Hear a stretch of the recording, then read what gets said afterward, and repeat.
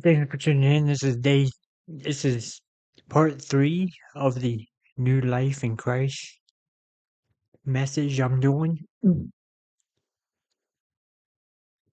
So, when I was younger, I had these two dreams. The first dream I had was Jesus was in the backyard of my house and I was playing in the mud and he was telling me, "Hey, you should follow me."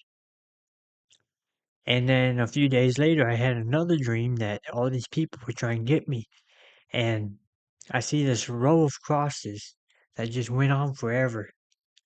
And in the middle of the crosses, I see Jesus hanging.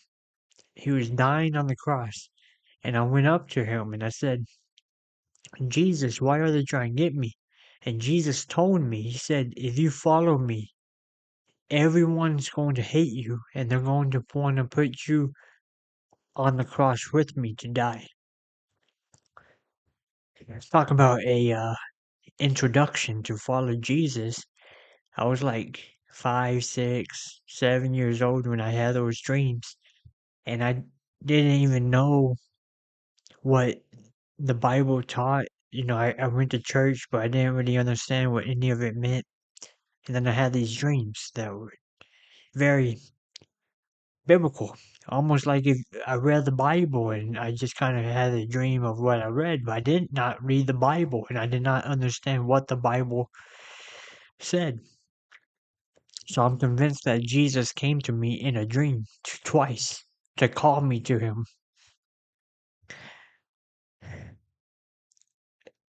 And then if you watch part one and two, you know that I was living a crazy life and I stood before a judge and I just became an atheist and didn't believe in God. In the middle of all of it, of in the middle of living that crazy life and choosing not to go to church anymore and being an atheist and or an agnostic, and God continued to put Christians in front of me. He continued to put Christians in front of me, from teachers at the church or teachers at the school who were Christians, and there was just something different about them, and I wanted what they had, and I talked about this in previous videos. But in middle school, when I stopped going to church, something crazy happened. My pastor, who when I was 8 years old, I originally said the sinner's prayer and got baptized. But I mean, obviously, I wasn't living the Christian life and I actually rejected God. That same pastor was a bus driver for the school district. And every single day after school in sixth, seventh, and eighth grade,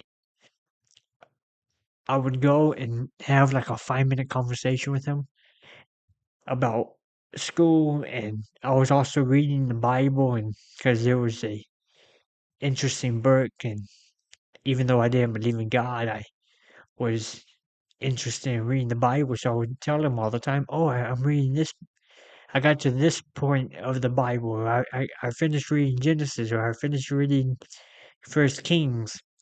And this pastor went out of his way and bought me my own personal Bible with my name on it, and a bunch of other books, study books, like study material for the Bible, because he saw the interest I had, and so he went out of his way and got me all this different books. But God put that guy right there when I was in middle school, when I did not go to church no more. I just stopped going to church. The pastor was a bus driver for the middle school that I went to. The chances of that is God divine. It had to be God divine. Of all the different schools that he could have been at, he was at the school that I was at. God put him there. God continued to put Christians in front of me when I was not trying to seek him.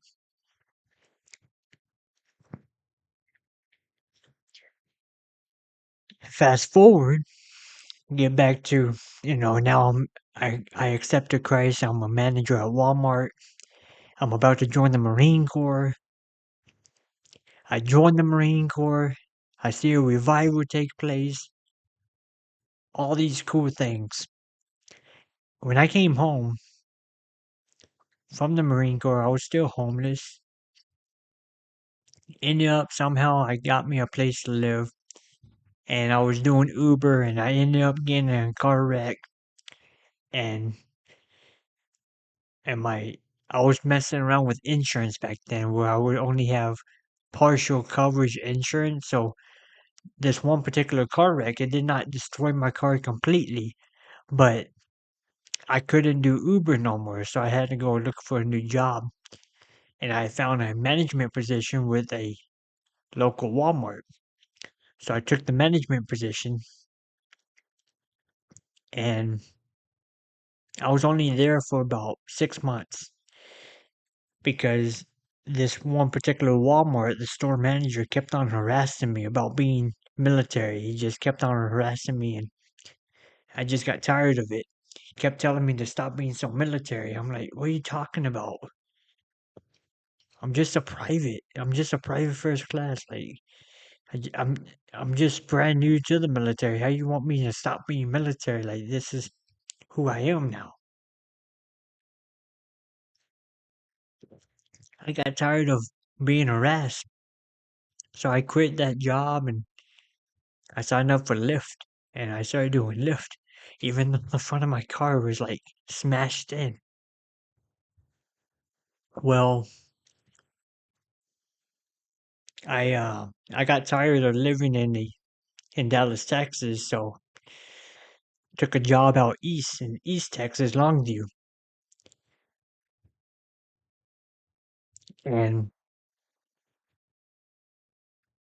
I was there for like a month, and um, and then I came back home or back to Texas because I could make more money in Texas, and I was struggling to find a place to live. But this struggle to find a place to live thing, right? It was a difficult thing for me to do is because of my credit, and I messed up my finances. And even after the Marine Corps, even with the Marine Corps status, all my background, I still couldn't get me a place to live. So I literally was a homeless, like, Marine vet. I was like currently serving in the Marines, working a full-time job, and sleeping in my car. Talking about slap to my face. Um, but in the midst of all of it, I just continued to trust God. In the midst of all the uncertainty and all the wondering, like, why all this has happened, and I just continue to trust God.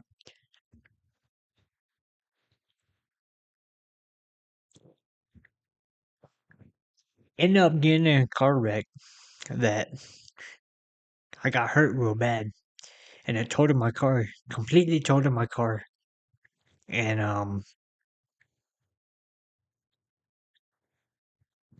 it entered me into a 3-year lawsuit. So pretty much with the car wreck, what happened was one night I was done doing Uber.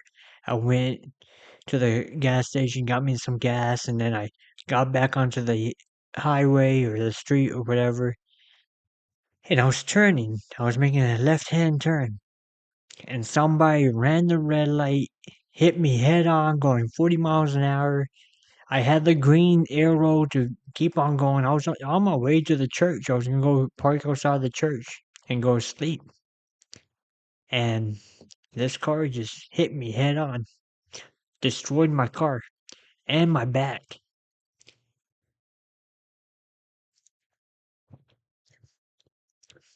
I found myself living at my mom's house again.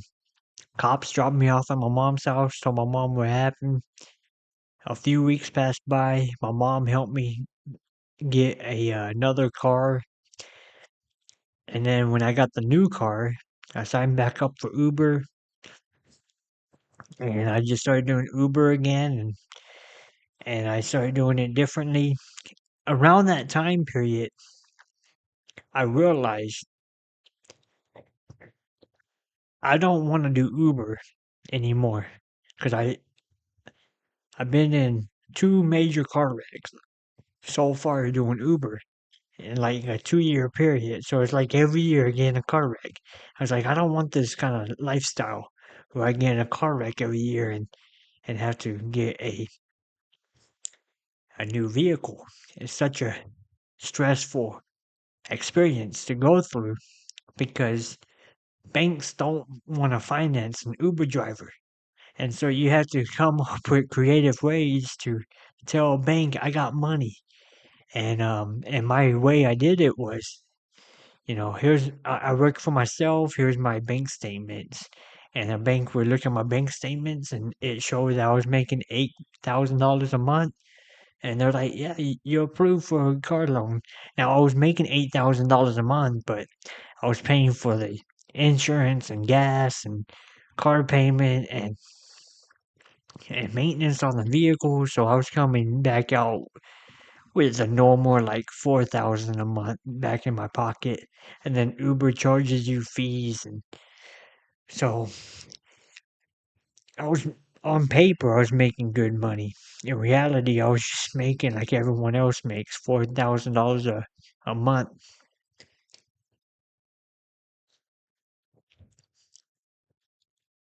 Um, so I knew somebody that sold life insurance,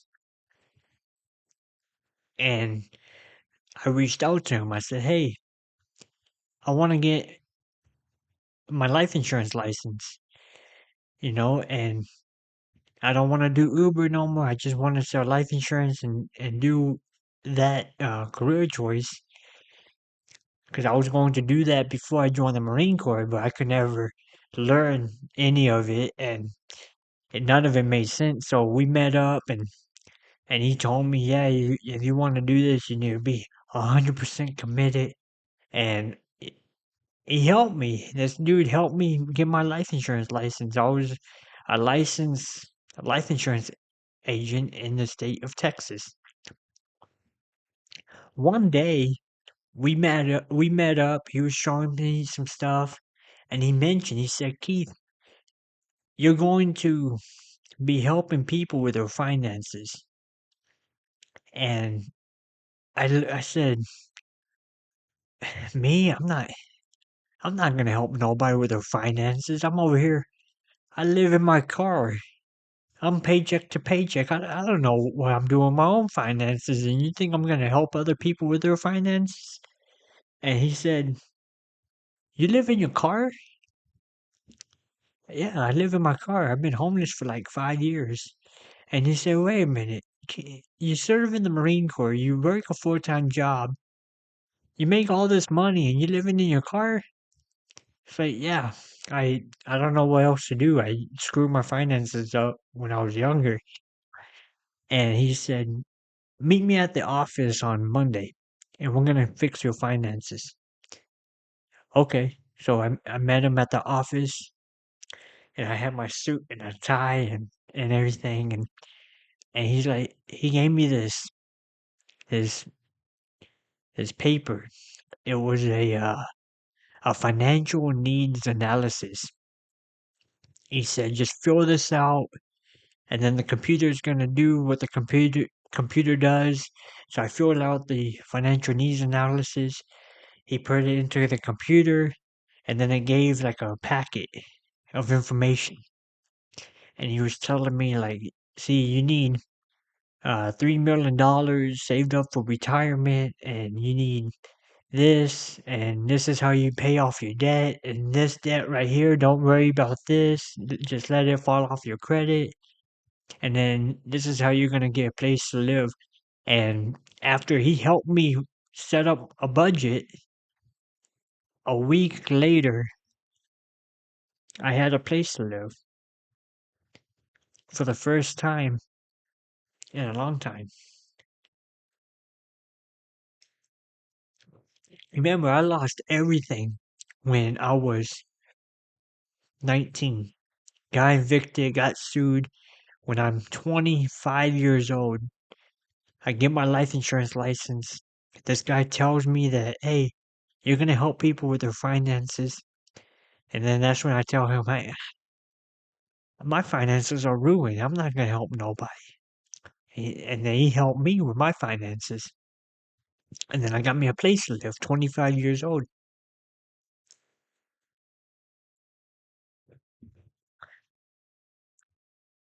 Once I got a place to live, I started trying to sell life insurance policies, and I could never do it because you have to sit there and convince someone that they're a bad person if they don't get a life insurance policy and protect their families. And I don't have a heart to be right there and try to guilt trip somebody to sign up for a policy. So I could never sell the life insurance. But I wanted to learn more about finances, and since this company got me my life insurance license, they also offered classes and opportunity to get your license to sell finances, financial instruments, and be a financial advisor pretty much, and help people with their finances. So I started taking the classes to uh, to become a financial advisor, and I ended up passing the Securities Essentials exam, or the securities the SEI, the Securities Essentials Securities yeah, the Securities Essentials exam, the SEI. No, I forgot what it means, but the SEI is the first test that you have to take in order for a financial company to sponsor you. And so I took this test, I passed the test, got like an 85 or something. And I had to take it twice because I failed the first time. So I took it twice and then passed the second time. It was a difficult test, but it's easy once you study it the second time. So I passed that test, and around that time period when I'm trying to become a financial advisor, I had a dream. I had a dream that I saw the whole state of Wisconsin, and I woke up and I didn't know. I knew I saw a state. I didn't know what state, so I looked at a map and I found out, okay, I saw the whole state of Wisconsin in a dream. So after I had that dream, I was still doing Uber at the time for an income, and my Uber riders, my passengers for Uber, they were all telling me, you should go Wisconsin, do Uber in Wisconsin, you should go Green Bay, go Madison, you're gonna love it in Madison, Wisconsin. And they were telling me, I kept on getting told by people, go Wisconsin. And so I started praying about it. God, do you want me to go Wisconsin? Do you want me to go Wisconsin? And I was scared because the whole New Jersey thing, right? God told me to go to New Jersey, and I planned for years, and it just happened to be a 30-minute trip, a layover flight. And I was thinking, maybe it's the same thing. Maybe I'm just supposed to drive to Wisconsin and look around and tell one person about Jesus, and then I come back to Texas. So Wisconsin started getting put on my heart. I started praying about it. Around that same time period, I went and got me a new car because the car I had, it was it was fairly old, and it started having transmission problems, and the gears would come undone, so I would have to fix the gears and put them back in order, in back in shape or whatever you want to call it. There was a way you move the gears to put the gears back to in order without actually opening up the gear case. So you don't want a car with bad gears because you can really get hurt if that stuff stops working and you're driving on a highway. So I had to go get me a new car. So I went, got me a new car, and the Wisconsin thing was still on my mind. So I made plans. I made plans to go to Green Bay and Milwaukee and Madison. I was gonna go check out the big cities in Wisconsin. And I made the plans, and one day, a week after I made the plans, I made another left-hand turn. I need to stop making left-hand turns, but I made another left-hand turn. There was a truck, and it hit my car, and it hit my new car. My brand new car got hit, and around that same time period, Biden was president, and he passed all these different um, policies to keep all the parts on the boats on the ocean, and he was not allowing the parts to come into the United States as fast as they can. And so my car was being repaired, and it took like almost 2 to 3 months for that car to get repaired.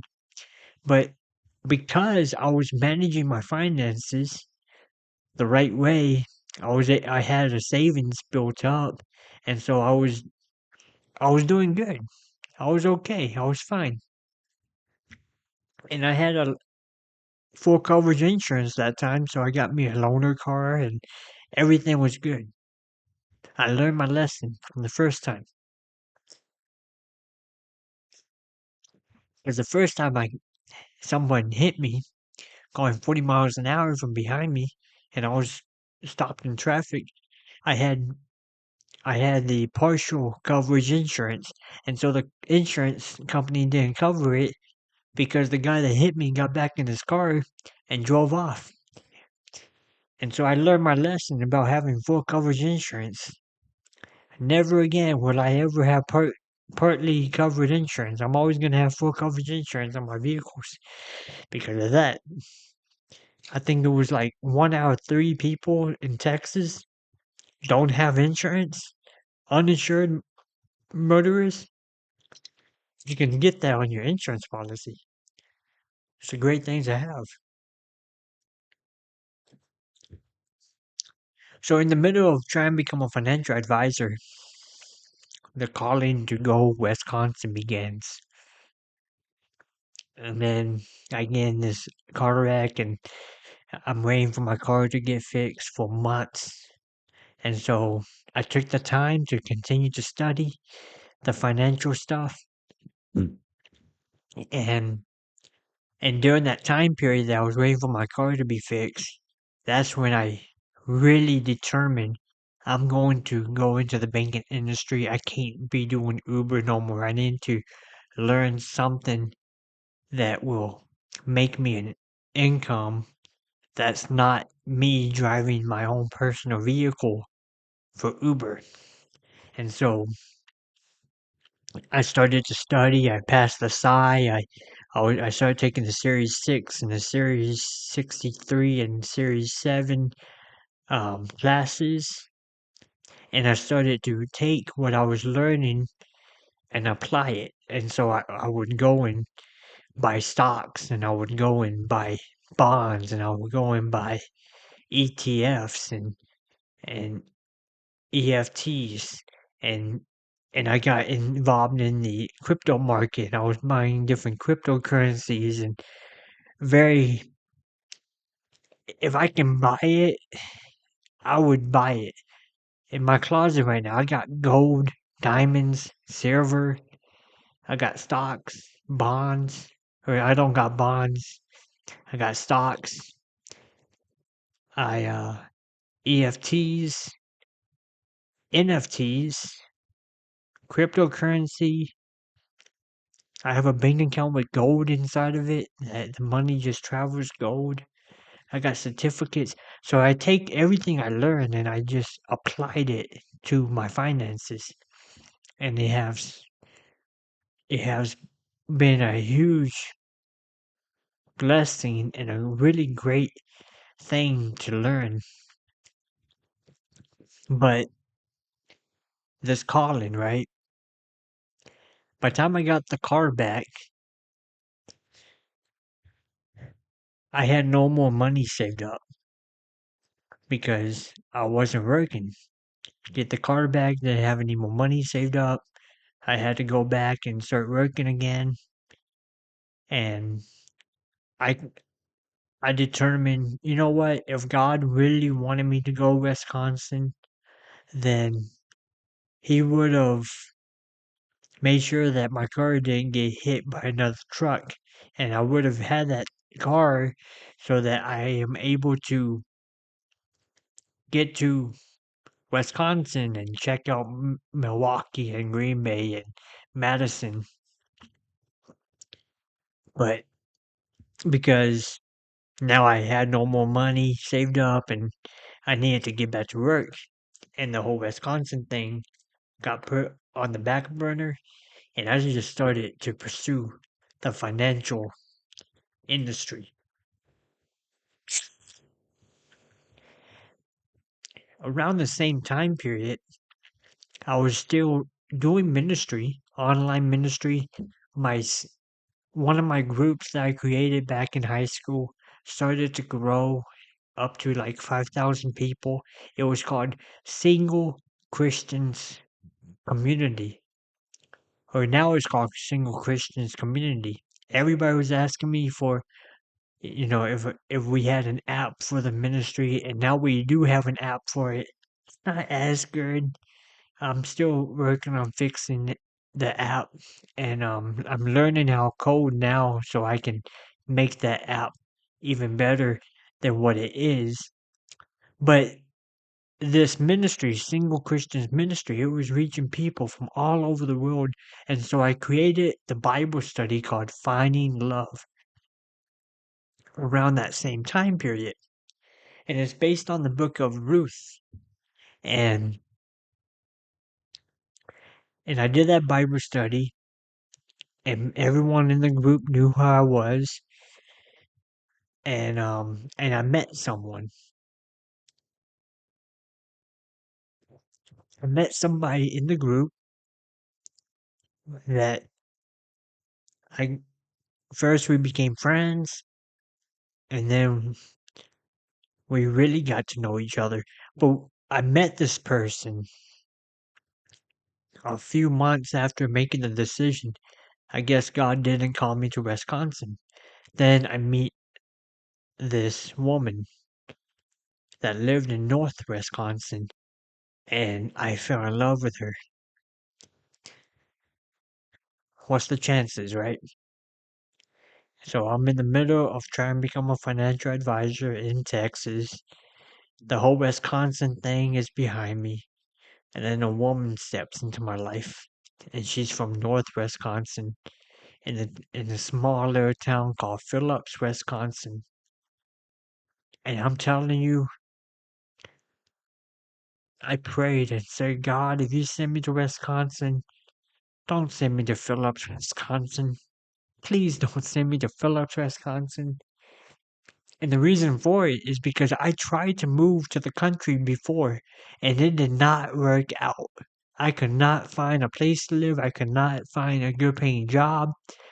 I was scared because I was convinced God's about to send me to a small town in Wisconsin.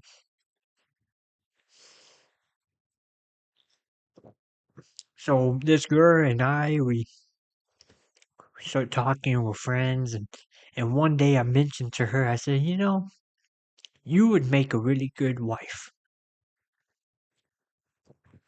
And then when I said that, she didn't even say nothing. She just started video calling me.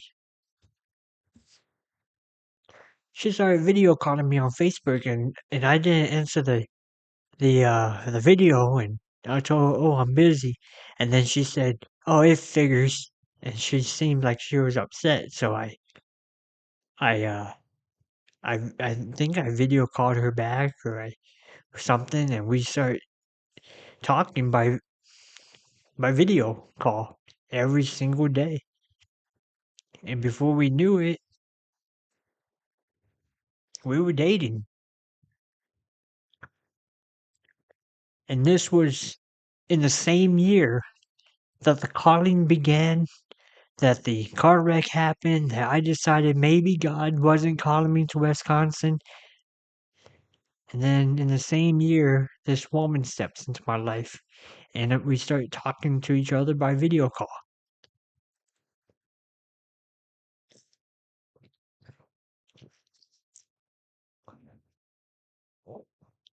I was making plans.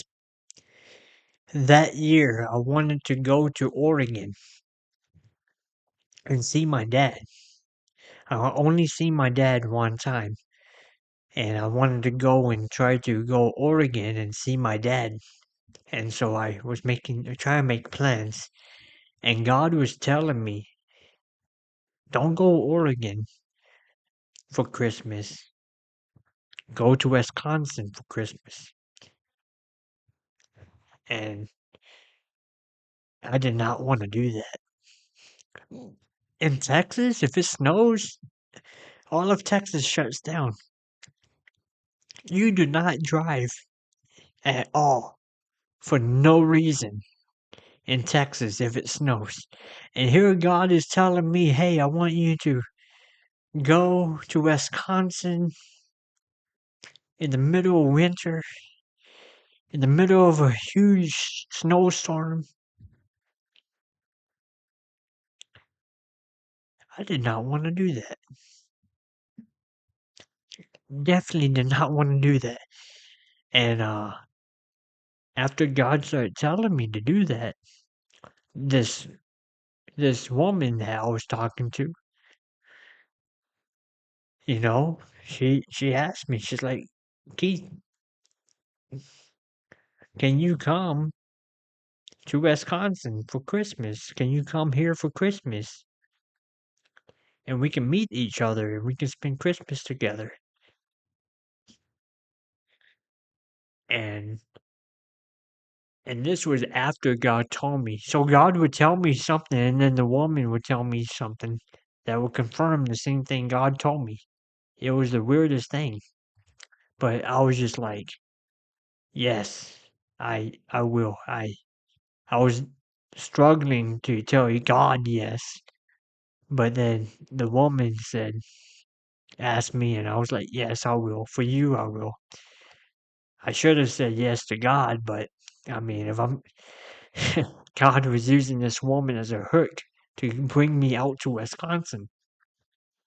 So I come, spend 3 weeks with this woman in Wisconsin, and went to church with her. I spent morning, evening, night with his family. I ate breakfast, lunch, dinner, and they had a farm, so I helped them do, farm work with them and throw hay to the horses, all that kind of stuff, and got to know this woman. And the only thing I regret is her dad asked me if I would want to go and help him cut down trees. And I was so stuck on this woman that I wanted to be next to her. I should have gone with her dad to go cut down trees. That's the only thing I regret, because I think that I could have learned something valuable from that guy. And so I just, but also I'm an introvert, so I don't like being around people I don't know. And I didn't know any of these people. I didn't even know her, and I'm over here like spending 3 weeks with her and her family, and I'm just thinking to myself like, what is God doing? Why am I here? Like it was it was crazy. I can't explain it. I still can't comprehend any of it, but ended up leaving After New Year's, went back to Texas, and and then I think it was like 13 weeks. No, 7 weeks later, I get a phone call from a Dollar General in Phillips, Wisconsin, from the store manager, and I'm getting offered a job offer to be a hourly supervisor, and I couldn't believe it. I was getting a job offer in the same town that she lived in, so I took it. And then I said, well, I need some time so I can be able to move out there. And so within a few weeks, I moved to Wisconsin, took this job offer. So God, and then this family, they had a cabin on the side of their property, and they offered to let me stay there until I can figure out what's going on. And so I stayed there, and I pay her dad rent money, and God pretty much brought me out here. Got me a place to live, got me a job. He brought me out here. And then when I moved out here and everything was kind of said and done, then this woman that I was talking to for months and months, and I moved out here and everything seemed like it was all going good. One day she just said, I don't want to be with you. And the reason for it, I still remember her mom said I was just a stupid, poor city boy that would never make it in Northwest Wisconsin. Told me I was a stupid, poor city boy. I remember my ex, the day we broke up, or a few days before we broke up, she kept making comments saying that my car payment and my student loan debt was a red flag, and my debts I have, I student loan debts and car payments a red flag in my. So I guess it's a red flag if I go to college and I have bills to pay. Mm.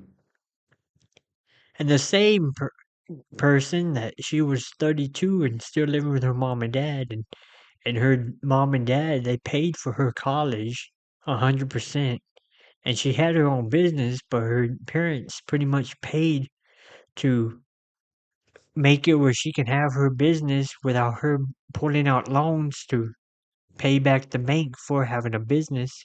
So all the expenses for the businesses in the very beginning, her parents paid for the expenses so she can have her own company.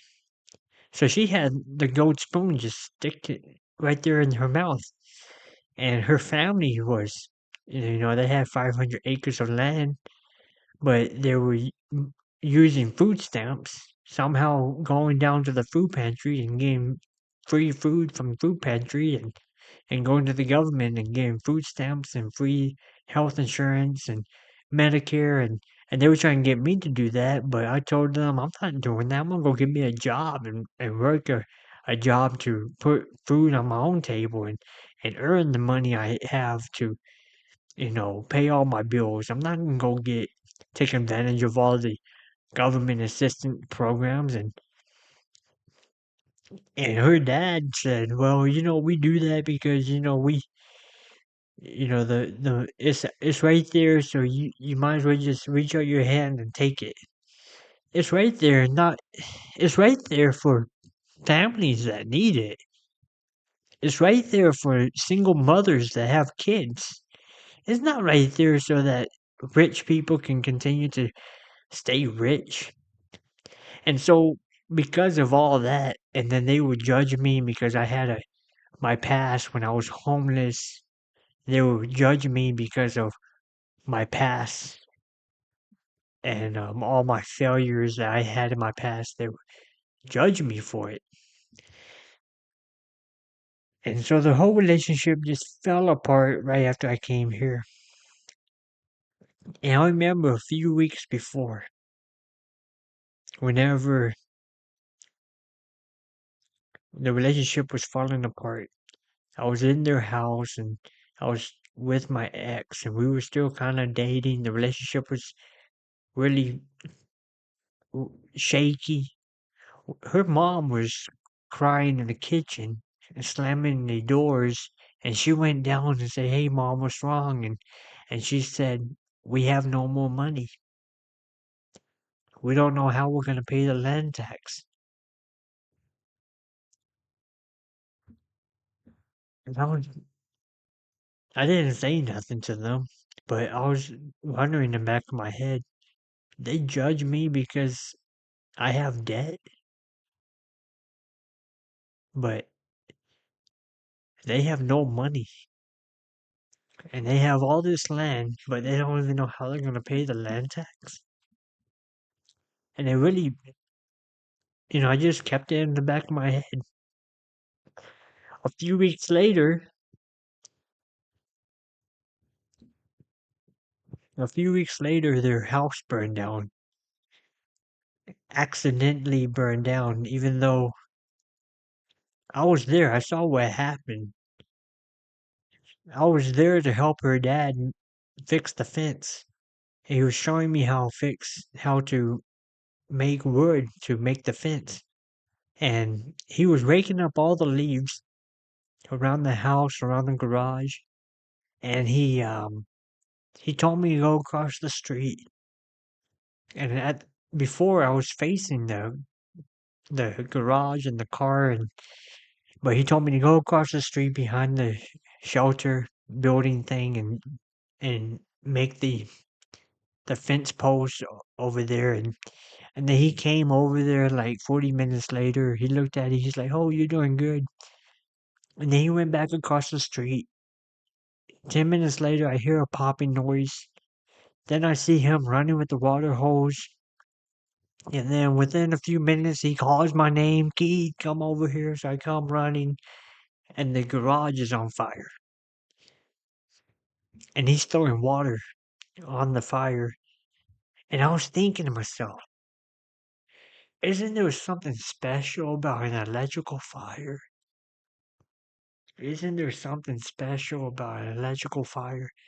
And I couldn't think of it at the time, but now I know. If you throw water on an electrical fire, it spreads. Well, my ex-girlfriend's dad was a firefighter for a living for 20 years. You would think he would know that, but he was throwing water on the electrical fire, and he was throwing water on the house before it was even on fire. And and now I'm thinking about it today, and I'm like, well, technically, the water will make it spread and make it worse. And then my ex-girlfriend, his daughter comes out. She was gonna get the car out of the shed, but she said that the the middle of the car was on fire already before she can even get there. I'm convinced. I'm 100% convinced that my ex's dad set the car on fire or something. He set something on fire and he caused it all to burn down. That's why he was raking up the leaves beforehand because it will control the fire from spreading. And he would know that because his job as a firefighter was to control wildfires. So somebody that does that for a living would know how to do stuff like that. They especially would know not to throw water on an electrical fire. I don't care how stressed out you are, you would definitely know not to throw water on an electrical fire. So I'm 100% convinced they ran out of money. They didn't know what to do, and so he made his plan.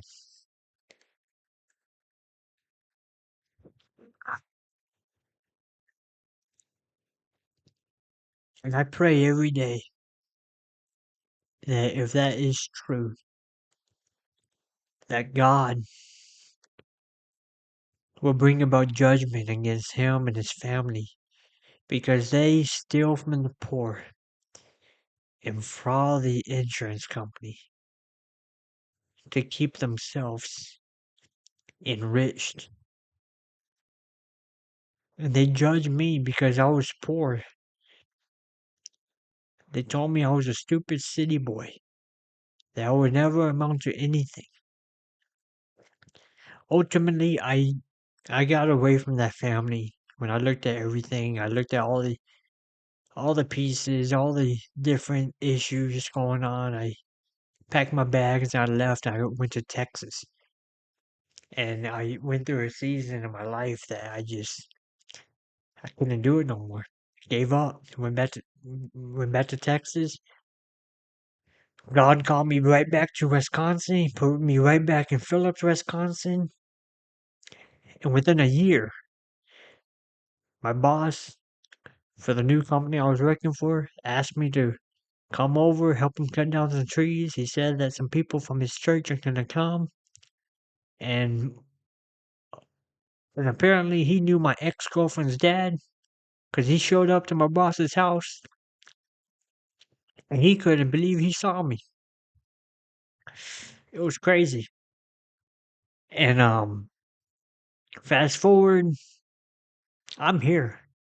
I'm in Wisconsin. I'm in Phillips, Wisconsin. I've been here for about 2 years now. And God has blessed me.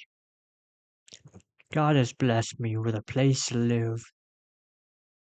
He's restoring my credit. He's restoring my finances. He's restoring my relationships with people. You know, 6 months ago, my ex-girlfriend and her family, they tried to come back into my life. And I pretty much told my ex, I said, hey, you made your decision 2 years ago. And I told her, I believe your dad set the house on fire for insurance money. And she blocked me immediately when I said that.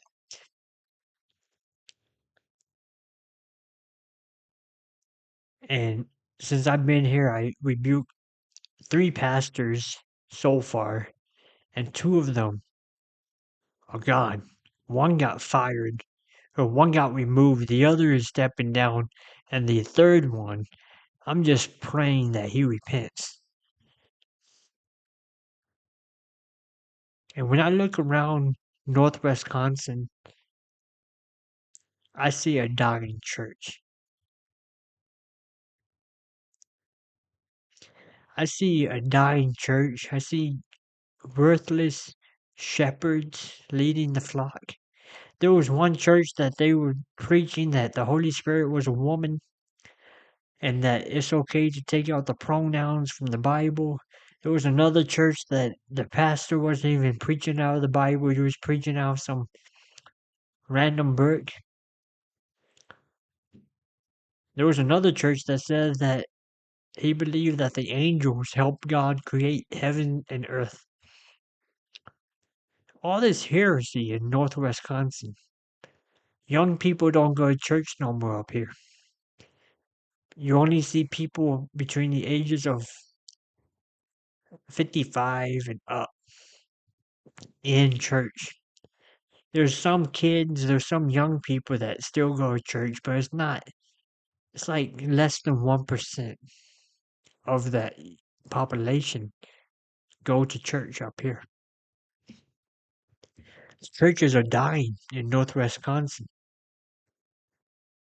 and it's pretty sad. It breaks my heart. But it's dying because you have Christians who don't live the faith. You have Christians who are leaders of churches and they commit fraud and they go and do things that are not worthy of the calling. And so here I am saying, God, you sent me here to Wisconsin. I want to fulfill your will for my life in North Wisconsin. And I believe it's to reach this generation for Christ. And I feel like I'm on my own. And so if you want to support that mission with me, patreon.com/grow your faith. The money will go towards reaching young people for Christ in Northwest Wisconsin by planting a church that intentionally reaches my generation. And I have a degree. I preach. I mean, here I am. I'll be the pastor of a church that preaches and reaches a dying generation. I'm here to serve God 100%.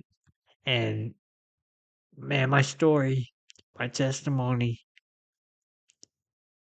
the story is just beginning. God is restoring everything I have lost. The years the locusts have eaten, God is restoring everything.